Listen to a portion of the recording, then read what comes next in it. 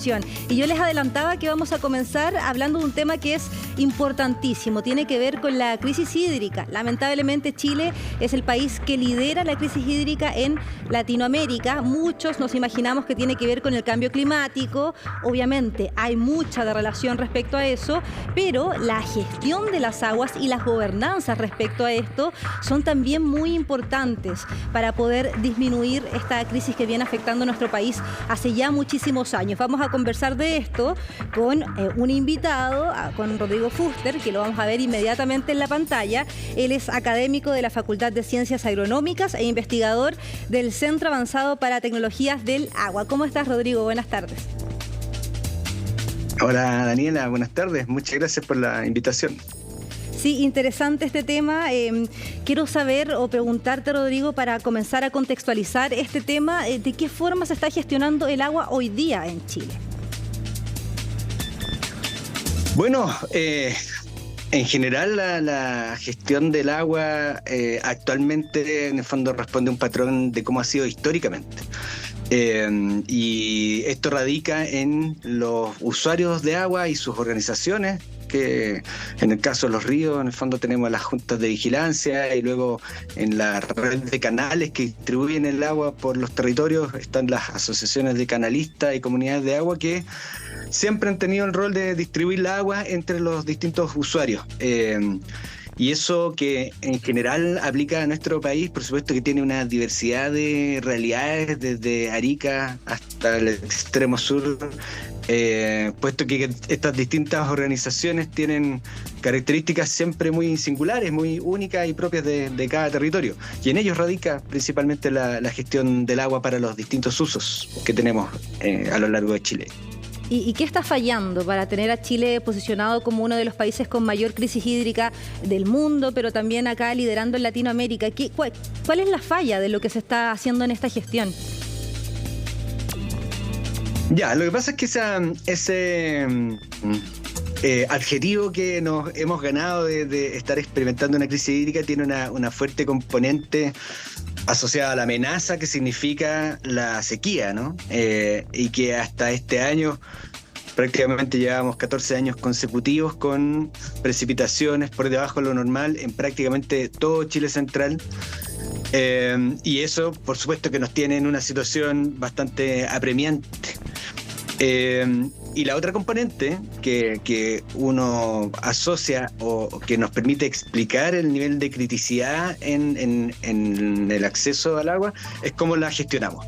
Y en ese sentido yo más bien creo que gracias a que en general en Chile tenemos estas organizaciones que son capaces de adaptarse a las condiciones de escasez, es que hemos podido sobrellevar la mayoría de las situaciones en que podríamos habernos quedado sin agua en algunos lugares.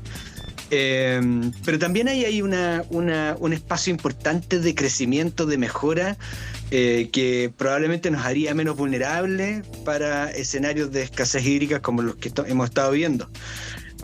Este año viene siendo, hasta la fecha, mirando los datos a hoy día en la mañana, estamos ya en ese punto de equilibrio en lo que vendría a ser un año normal en relación a precipitaciones, al menos aquí en la región metropolitana, con algo más de generosidad hacia el sur.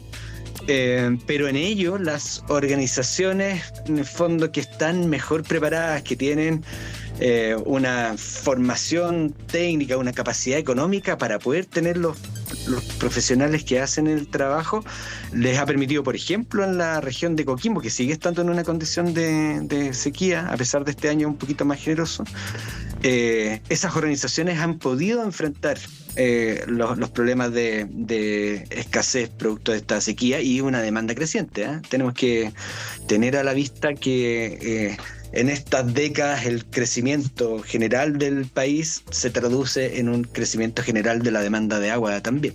Entonces, ¿en qué se está? Sí. Dime. ¿En qué se está usando hoy día el agua, Rodrigo? ¿Dónde se prioriza la utilización del agua? Bueno, ahí hay dos preguntas. La primera es que en general el principal usuario de agua en Chile es la agricultura, es la producción de alimentos.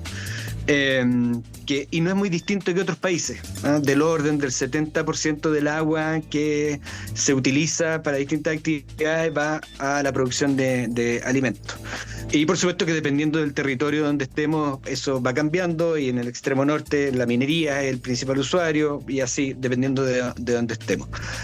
Pero desde el año pasado, y con las últimas modificaciones que experimentó el Código de Agua, que es la ley que rige el cómo se gestiona el agua en nuestro país, se estableció, al fin, digo yo, la prioridad del consumo humano.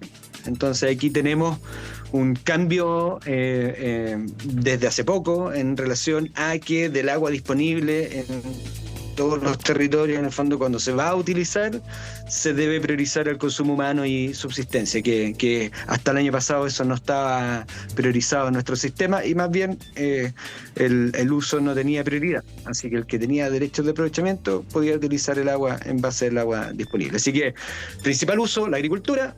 Hoy día se prioriza el consumo humano. Esto es importante. Perfecto. Ahí quedó clarísimo. Y quería preguntarte también cuál es la zona más compleja o más crítica que hay hoy día en nuestro país.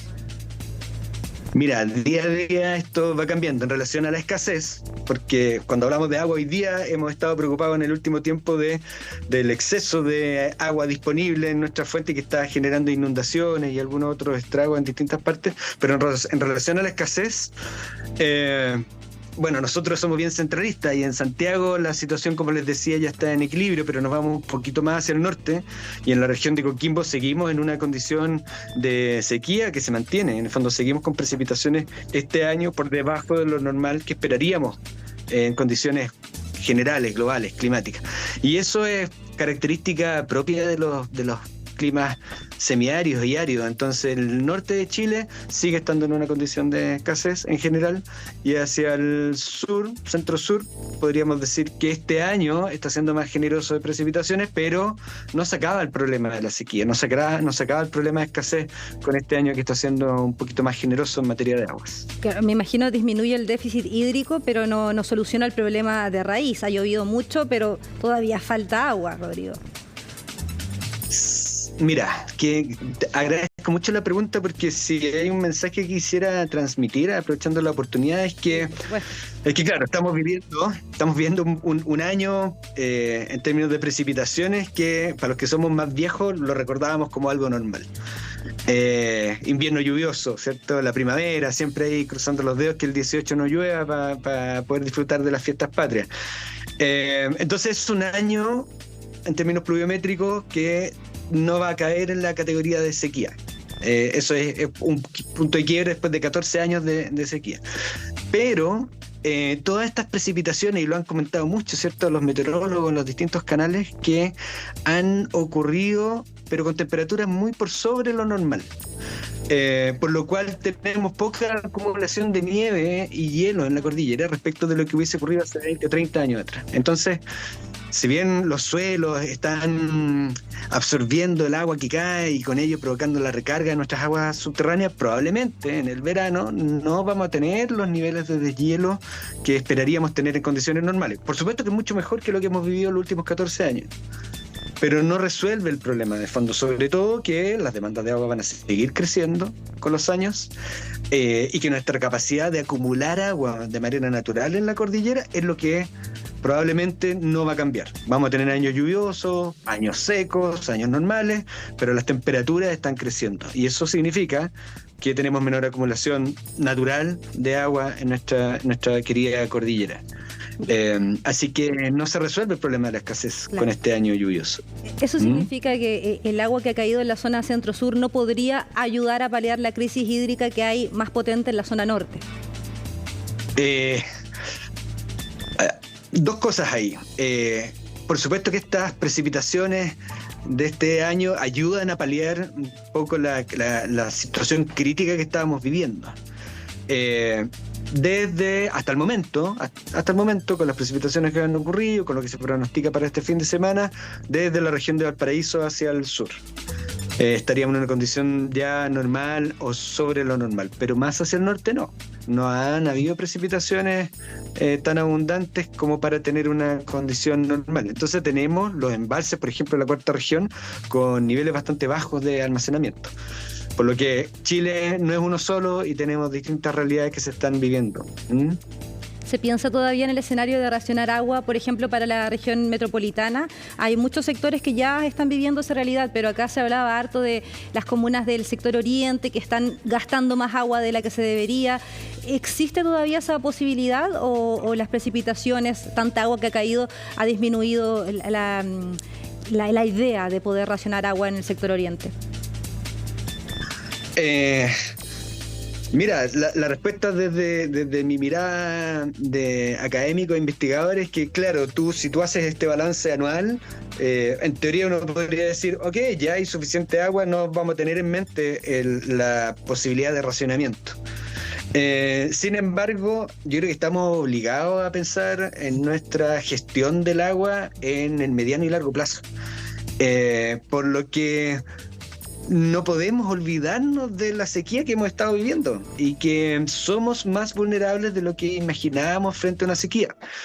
Por lo que, aunque este año sea un poco más generoso, el problema no se resuelve y debiéramos estar pensando en políticas públicas que nos orienten a reducir la demanda. Sí. Santiago, siendo muy centralista, está inserto en un clima mediterráneo semiárido. No tiene sentido que tengamos estas grandes superficies de pasto como jardines, puesto que no son propias de este ecosistema. Entonces, si bien el racionamiento es algo que probablemente no va a estar en nuestras condiciones prioritarias este año, sí debiéramos estar pensando en el mediano y largo plazo y que los efectos del cambio climático, la probabilidad de menos precipitaciones, de mayor temperatura, con evidencia, nos debiéramos estar preparando para esa situación. Y en eso debiéramos pensar que aquellos territorios en donde se consume más agua, porque tienden a tener, por ejemplo, jardines de especies que son altamente demandantes de agua, debiéramos empezar con políticas públicas que nos orienten hacia embellecer, pero con jardines propios de estos ecosistemas. Necesitamos reducir nuestra demanda, de todas maneras. Eso quería preguntarte, ¿hay políticas de ahorro de agua por parte de las empresas, pero por parte también de los municipios, sí, de distintos tipos de poderes? Sí, mira, yo creo que la experiencia ganada con los años anteriores, algunos de ellos extremadamente críticos, como fue el año 2019, por ejemplo, que ahí explotó, digamos, este tema de la crisis hídrica, generó respuestas desde distintos ámbitos de toma de decisiones. Las empresas sanitarias, por supuesto, con toda esta discusión de reduzcamos nuestro consumo en los hogares. No porque realmente eso vaya a mover la aguja en términos de la criticidad de la situación, sino que para ser menos vulnerables cuando tengamos problemas concretos de escasez, que no agotemos nuestras fuentes tan rápidamente. También desde los municipios, lo vimos, en el fondo municipios que decidieron dejar de regar todos los pastos de sus veredas, calles, por ahí, ¿cierto? Algunos parques, y transformar esos espacios verdes en otros tipos de espacios verdes que sean menos demandantes. Pero el Estado chileno no tiene la atribución para decirte a ti, oiga, usted debe consumir menos. Y en el mundo agrícola, industrial, en el fondo no están esas atribuciones porque la ley no está configurada de esa manera. La ley está configurada para administrar naturalmente abundancia, y en periodos de escasez son las organizaciones las que se ponen de acuerdo entre los privados que son parte de estas organizaciones.